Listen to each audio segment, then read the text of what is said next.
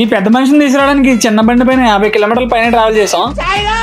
నమస్తే జనులారా, ప్రేక్షక దేవులారా. ఇది పార్ట్ 2. యాక్చువల్లీ పార్ట్ 1 చూడకపోతే కింద పెడతాను చూసేయండి. ఇందుకే వీడియో విషయానికి వస్తే మా ఫ్రెండ్ గడికి వీక్ ఆఫ్ అంటేనో అని తీసుకురావడానికి అయితే స్టార్ట్ అయిపోయాం. మామూలుగా అయితే ఆ బండి రెంట్కి తీసుకున్నాం. మన దగ్గర బ్యాటరీ అయిపోయినప్పుడల్లా మార్చుకుంటూ ఉండాలి. బ్యాటరీలు మార్చుకుంటూ మా ఊరి దగ్గరికి వెళ్ళిపోయి ఫైనల్ గా అయితే ఎక్కించేసుకున్నాం. మామూలుగా అయితే బండి కెపాసిటీ ఇద్దరేమో, కానీ మేమైతే ముగ్గురు ఎక్కువ మామూలుగా ఉంటుంది. దెబ్బకి పాపం బండి సాయిరామ్ అనుకుంటుంది. దారిబజులో అయితే మనకి ఏఆర్టీ సినిమాస్ కనిపించింది. ఇంకా మా ఫ్రెండ్ రవితేజ అయితే ఏదో థియేటర్ అన్నట్టు ఫీల్ అయిపోయి ఆకలేసేస్తుందని చెప్పి ఒక అరబిక్ రెస్టారెంట్ లో అయితే ఆగేం. ఫస్ట్ కాంప్లిమెంటరీగా సూప్స్ అయితే ఇచ్చారు అందరికి. అదైతే షేర్వా అనుకుని మేమైతే చాలాసేపు పక్కన పెట్టేసాం మామ.